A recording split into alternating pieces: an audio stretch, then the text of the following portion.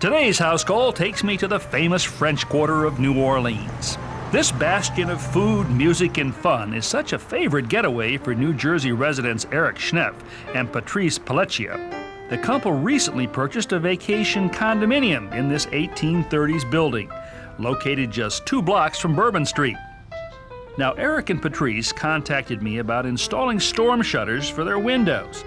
But French Quarter ordinances require that any exterior additions be historically accurate. So today, I'm helping Eric and Patrice build a set of early 19th century shutters. Well, I want to set up some tools down here in the courtyard. I think that's going to be a good place for us to work. So if you guys are ready, yes, sir. Shall we start? Sure will. Okay. Our shutters will be made from planks of wood. Fir, in this case. The planks will be joined together by cutting tongue and groove joints along each edge. Is that for strength, or is that just a construction technique, or? Well, both, actually. Back in the days before plywood, the only way you could really make up a large panel of wood was to take narrower strips like this and connect them together. So this is a very efficient way of doing that. Now, while French Quarter craftsmen of the 1830s would have used a hand plane to create the tongues and grooves, we'll achieve the same results, but much more rapidly, with a router. What I've done is taken a router, very similar to this one, and I've mounted it up underneath this router table right here. You can see the cutter sticking up from the bottom. Now, our cutter is going to spin. And while it's spinning, we're going to pass this board over it. And it's going to cut a groove right down the side here, okay? So we're set to go. Who wants to go first? Patrice. Okay. Patrice? Okay, Great. come on around here. Got your safety glasses on, that's good. Be sure that, okay, this is flat. Patrice guides the first board through the router using rubber-faced safety grips. Using these, she can press the board firmly against the tabletop for a consistent cut. All right, and there's your first groove. And I'd say a perfect groove it is. Why, thank you. Once we've completed all our grooves, we'll cut tongues on the opposite side of each board. For this, we install a straight cut bit on the router. You'll notice as Eric passes the board through the router, he's not actually forming a tongue. It's more like half a tongue. After this first pass, we turn the board over and run it through the router again, this time creating the full tongue. And there you go, one tongue. Now, with the tongues and grooves cut for each shutter, we're going to add a decorative feature that's as good an idea today as it was in 1830.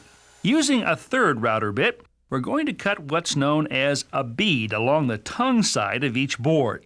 The bead helps disguise the joint between the boards, making each shutter look more like a single wide panel. Instead of running the wood flat, this time we're going to turn it up like this. Okay, so whereas before it was important to press down on the bed to keep it flat, now it's important to press into the fence right here and keep this right through like this.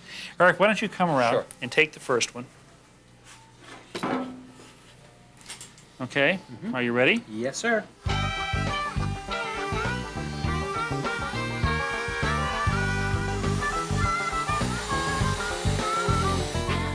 There you go. Our next step is to create rabbet joints along the interior edges of each shutter. These joints will overlap when the shutters are closed and prevent light, wind, and water from getting through. The router is set up just as it was for our tongues, but this time, instead of making 2 passes, we'll make only 1. With all our machining complete, we're ready to move on to assembly. Guys, I want to lay these out now. If you put what we're going to do here, these are actually the inside edges of the shutter. There's that rabbet that we cut on there. It's going to overlap. It's like that. We begin assembling the shutters from the center outward toward the edges, sliding each tongue into the corresponding groove.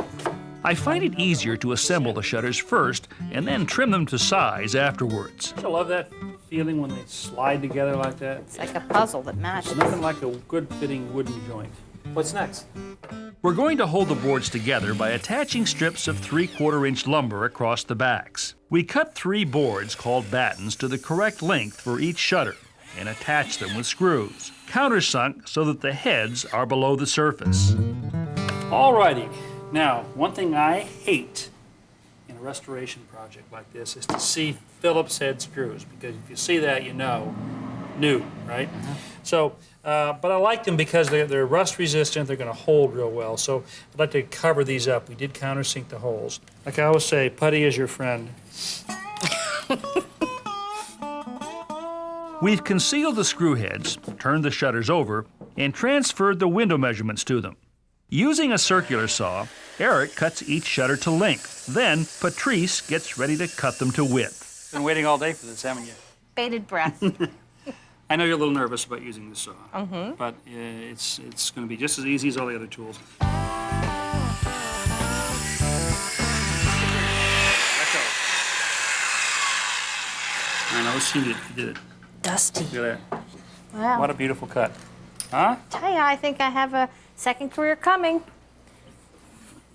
I think you do. Very nice. Well, our shutters are assembled, but they still need hinges. Using a hammer and chisel, Eric cuts mortises, or rectangular recesses, on the outside edges. Like Geppetto's shop here. Tap, tap, tap, tap. The mortises will allow the hinges to be installed flush with the surface. Now, these hinges were purchased at a French Quarter store that carries pre-Civil War era reproduction hardware for restoration projects just like this one. Finally, we're ready to hang the shutters. Okay, shutter number 1, coming in. We're approaching the moment of truth. That's right. When we see it, the shutter and the window are going to become good friends. All right, Eric, why don't you grab the shutter there? Let's see if we can get a fit out of this. Just set it right on the shims. That's just to give us some clearance underneath so that it won't drag on the sill. With the shutters resting on shims, Patrice transfers the hinge location on the shutter to the window frame.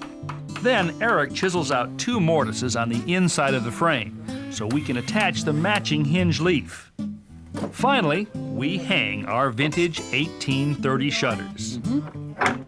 Yeah, now let's see if we got a fit. Like a glove. They're wonderful, Very Ron. nice. Very They're nice. wonderful. They match the front of the building perfectly. And you know, if you get a coat of paint on those, they'll look like they've been there for 100 years. Well, this house call makes me appreciate what a national treasure the French Quarter truly is. And for me, helping restore a small bit of history here, even in the form of a pair of shutters, is a real privilege.